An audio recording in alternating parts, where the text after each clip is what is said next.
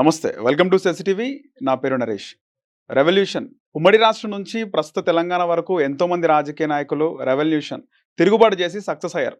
ఉమ్మడి రాష్ట్రంలో కేసీఆర్ తిరుగుబాటు చేసి సక్సెస్ అయ్యాడు. ప్రస్తుతం రాజకీయాల్లో రెవల్యూషనరీ లీడర్ ఎవరైనా కనబడుతున్నారు హాట్ టాపిక్ అంటే అది తీన్మార్ మల్లన్న. తీన్మార్ మల్లన్న గారు మనతో పాటు ఉన్నారు. అన్న, ముఖ్యంగా మీతో కంఫర్ట్గా మాట్లాడాలంటే అన్న అని పిలిస్తేనే బాగుంటుంది. 100% అది బాగుంటుంది. నిజంగా తిరుగుబాటు ఎప్పుడో కాంగ్రెస్ లో అయితే ఉమ్మడి రాష్ట్రంలో చెన్నారెడ్డి ఆ పీరియడ్ లో తిరుగుబాటు చేసినారు కాంగ్రెస్ పార్టీ పైన. ఆ తర్వాత ఎప్పుడు ఎక్కడ చూడలే. తీన్మార్ మల్లన్న లాంటి ఒక బీసీ బిడ్డ కాంగ్రెస్ పార్టీ పైన తిరుగుబాటు చేయడం, ఏడికైతే అడకని మాట్లాడడం, సో ఇంత ధైర్యం ఎక్కడి నుంచి వచ్చింది? ఎప్పటి నుంచి మీ మనసులో ఉంది తిరుగుబాటు? విషయం ఏంటంటే, first of all Teenmar Mallanna తిరుగుబాటు పోరాటం చేసింది కాంగ్రెస్ పార్టీ పైన కాదు, ప్రభుత్వ నిర్ణయం పైన. కాంగ్రెస్ పార్టీ తన నిర్ణయం కరెక్ట్ గానే ఉంది.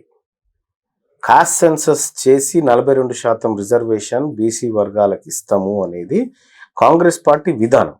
ఆ విధానాన్ని తీన్మార్ మల్లన్న ఎక్కడ వ్యతిరేకించలేదు. పైపెచ్చు ఆ విధానాన్ని ప్రజల్లోకి తీసుకుపోవడానికి ప్రజలారా మీరందరూ కూడా ఇందులో పాల్గొనండి, కులగణంలో పాల్గొనండి, ఇది మన జీవితాలను మార్చేటువంటి కార్యక్రమం అని నేనే ప్రచారం చేసిన. ఇది ప్రభుత్వ కార్యక్రమం, ఇది పార్టీ కార్యక్రమం. అది ఇక ప్రభుత్వం కార్యక్రమానికి వచ్చినప్పుడు ఈ కాంగ్రెస్ పార్టీ ప్రజలకు ఇచ్చినటువంటి హామీని ఇంప్లిమెంట్ చేస్తా అని చెప్పి అధికారంలోకి వచ్చినటువంటి రేవంత్ రెడ్డి గారు కులగణన విషయంలో తప్పుడు లెక్కల ద్వారా ప్రజల్ని మభ్యపెట్టాలనుకుంటున్నటువంటి సందర్భంలో ప్రభుత్వ నిర్ణయాన్ని తగలబెట్టడం జరిగింది. రైట్. ఇక్కడ ఫస్ట్ పాయింట్ ఏంటన్నా, తప్పుడు లెక్కలు అనేటివి అంటే ఓసీలు ఇంతే, బీసీలు ఇంతే అని మాట్లాడుతుంటారు కదా. బీసీలు ఎక్కువ ఉంటారు, ఓసీలు తక్కువ. సో ఓసీల సంఖ్య కూడా ఎక్కువ ఉందని చూపించుకోవడానికి ఆ విధంగా చేసినారంటారా? 100% అది కరెక్ట్ మహేష్ గారు. ఎందుకంటే 2014 క్యాస్ట్ సెన్సస్ లో ముస్లింల జనాభా 44 లక్షలుగా చూపించుకున్నాం. అవునన్నా. 2024 మనం చేసినటువంటి క్యాస్ట్ సెన్సస్ లో అందులోంచి ఇంకొక 5,000 మంది చనిపోయారు, తక్కువైనారు.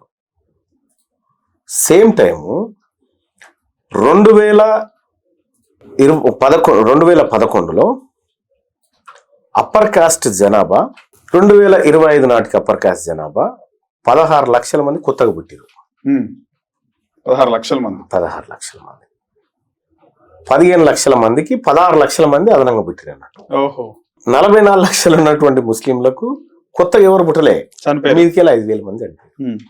ఇంత అడ్డంగా ఆధారాలు డాక్యుమెంట్లలో దొరుకుతూ ఉంటే మరి తెలిసిన తర్వాత చదువుకున్నోడిగా, పట్టభద్రుల నియోజకవర్గం నుంచి వచ్చినోడిగా, మరీ ముఖ్యంగా బీసీ వర్గాల నుంచి వచ్చినోడిగా నేను ఎట్లా సమర్థిస్తాను నరేష్? దీన్ని తప్పని చెప్పడమే కదా. సరిదిద్దుకోవాల్సినటువంటి అవసరం కూడా ఉందని రాష్ట్ర ప్రభుత్వానికి సూచన చేసినాం. కానీ మీరు మాట్లాడిన మాటలు అంటే వినడానికి కూడా చక్కగా లేవు. ఉచ్చబోసి తగలబెట్టడం అని చెప్పి అనడం, ఇదే స్టూడియోలో మీరు తగలబెట్టడం జరిగింది. 100% ఆగ్రహంలో ఒక ఆవేదన ఉంది. నేనే చెప్పిన, ఎందుకంటే మీ జనాభా పెరగదు. 1,89,00,000గా సమగ్ర కుటుంబ సర్వేలో కేసీఆర్ గారు చూపించిన బీసీ జనాభా సడన్ గా 1,50,00,000 ఎట్లా పడిపోతుందా? ఇదన్నీ ఇచ్చిపెట్టు, సమగ్ర కుటుంబ సర్వే కేసీఆర్ లెక్కలు పక్కన పెట్టు. 2011లో మొత్తం ఇండ్లు ఎన్ని ఇండ్లు ఉన్నాయి? 83.4 లక్షల ఇండ్లు, 83,40,000 ఇండ్లు ఉన్నాయి. దాంట్లో జనాభా 3,50,00,000 ఉన్నారు అని చెప్పి మనం 2011లో సెన్సెస్ లో చెప్పినాం. అది యూపీఏ గవర్నమెంట్ కాంగ్రెస్ పార్టీ ప్రభుత్వం చేసినటువంటి దేశవ్యాప్త సర్వే. ఇప్పుడు ఎంత అని చెప్తా ఉన్నాం మనము? కేసీఆర్ రేవంత్ రెడ్డి గారు మాట్లాడుతూ 1,15,00,000 ఇండ్లు ఉన్నాయని చెప్పాడు. 83 లక్షలు, 1,15,00,000, వీటి మధ్యలో గ్యాప్ 32 లక్షలు. ఇక్కడ 83 లక్షల ఇండ్లు ఉన్నప్పుడు 3,50,00,000 జనాభా ఉంది. 1,15,00,000 ఇండ్లు ఉన్నప్పుడు కనీసం పెరిగిన 32 లక్షల ఇండ్లలోంచి ఒక్కరొక్కరన్నా యాడ్ కావాలి కదా ఈ 3.5 కోట్లకు. తద్వారా 3,80,00,000 చిల్లరకు పోవాలి కదా. కానీ మీరు ఇక్కడ 3,70,00,000 మందే ఉన్నారు తెలంగాణ జనం అని చెప్పి చెప్పడం, దాని వెనుక ఆంతర్యమైంది. పైపెచ్చు తెలంగాణ రాష్ట్రంలో ఫిబ్రవరి 2వ తారీఖు రోజు మొన్న ప్రభుత్వం ఒక లెక్కను బయటపెట్టినటువంటి సందర్భంలో మేము 1,12,00,000 ఇండ్లను మేము సర్వే చేసినాం. ఇంకొక 3 లక్షల చిల్లర సర్వే చేయాల్సి ఉంది అని మాట చెప్పినారు. అది చెప్తూ ఇంకొక 16 లక్షల మందిని సర్వే చేయాలని చెప్పాను. ఈ 16 లక్షల మంది ఉన్నట్టు నీకేం తెలుసు? ముందే నీకు ఎట్లా తెలిసింది? ఇది సర్వే చేస్తే కదా వాళ్ళు ఎంతమంది ఉన్నారని తెలియదు. చేయకముందుకే నువ్వు 16 లక్షలని ఎట్లా చెప్తున్నావు? దొంగ లెక్కలని మీకు అర్థమైపోయింది 100% కదా. మరి దాన్ని ఎట్లా తగలబెట్టాలని చెప్పాలి నేను? అంటే ఈ ప్రజలను మీరు కాంగ్రెస్ పార్టీలోనే ఉంటూ ఎమ్మెల్సీగా కంక్లూజన్ చేస్తాను నరేష్, కంక్లూజన్ చేస్తాను.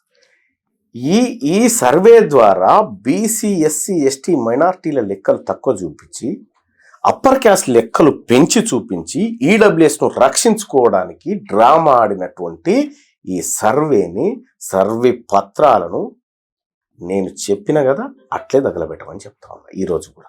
ఓకే, కానీ మీరు ఆ పార్టీ నుంచే ఎమ్మెల్సీగా గెలిచి ఆ పార్టీ అధికారంలో రావడానికి ప్రయత్నించినారు. మొత్తం 45 నియోజకవర్గాల వరకు విస్తృతంగా తిరిగినారు, మేము ప్రత్యక్షంగా చూసినాం. ఆ తర్వాత ఆ పార్టీలో ఎమ్మెల్సీగా గెలిచినారు. కానీ అదే పార్టీలో ఉంటూ అంత పెద్ద ఎత్తున నిరసన తెలపడం అవసరమా? విషయం ఏంటంటే నరేష్, మనకు తెలిసిన నిజాన్ని మనకు తెలిసినాక కూడా ప్రజల్ని మభ్యపెడుతూ ఇది బాగుందని చెప్పడం అంతకు మించిన నయవంచన ఇంకోటి ఉండదు. మీకు అనిపించింది ఎప్పుడన్నా ఇంకా 4 ఏళ్ళు ఉంది అధికారం, ఎందుకు తిరుగుబాటు చేయాలి? విషయం ఏంటంటే నా స్వార్థం కోసం అయితే, నేను పదవుల కోసమో ఇంకో దాని కోసం అయితే ఇవన్నీ పక్కకు పెట్టాలి నరేష్. నేను అవన్నీ పక్కకు పెట్టి ఇటెందుకు వచ్చినా? ఇక్కడ అన్యాయం జరుగుతుందని వచ్చిన. కాంగ్రెస్ పార్టీ ఈ తప్పుడు సర్వే చేయాలని మేనిఫెస్టోలో పెట్టిందా? రాహుల్ గాంధీ గారు ఏం ఆలోచన ఉంది? ఇక్కడ ఏమి ఇంప్లిమెంట్ జరుగుతాం? పార్టీ విధానం పొరపాటు కాదు, దాన్ని ఇంప్లిమెంట్ చేయాల్సినటువంటి వ్యక్తి చేసిన పొరపాటు. తీన్మార్మల్ ఇంకా పవర్ ఇంకా 4 ఏళ్ళు ఉంది, అధికారాన్ని అనుభవించవచ్చు, ఏమైనా చేయొచ్చు, చేసుకుంటే నా సొంతం కోసం చేసుకోవాల్సిందే కదా అవన్నీ.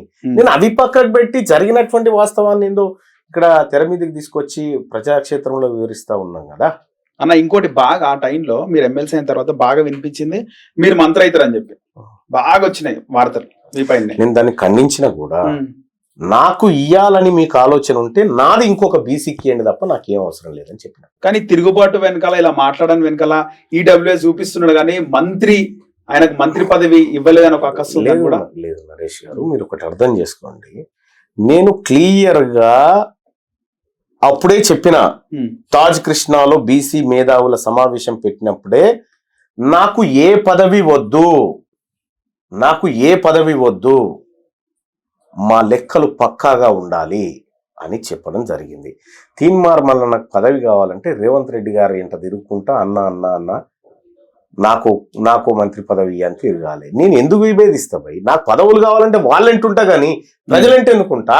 కాంగ్రెస్ పార్టీలో ఉద్దండులు ఉన్నారన్న, హేమీలు ఉన్నారు, వాళ్ళు ఎక్కడ కూడా లైమ్ లైట్ లో లేరు.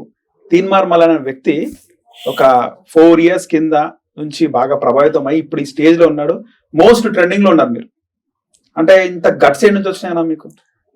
పర్సనల్ గా నాకు నరేష్ గారు ఒక నిజం మాట్లాడడానికి గట్స్ ఎందుకు నాకు అర్థం కాలే. చాలా మందికి ఉంటది మాట్లాడాలని. ఇప్పుడు చాలా మందికి ఉంటది. నువ్వు మాట్లాడేది నిజమైనప్పుడు, నీ మాట్లాడే మాట నిజమని నీ అంతరాత్మ నమ్మినప్పుడు, నువ్వు మాట్లాడేది సత్యమని నువ్వు భావించినప్పుడు గట్టిగా మాట్లాడు. నీ మాటను నీ శరీరం ఒప్పుకున్నప్పుడు. నేను గదే చేస్తా ఉన్నా.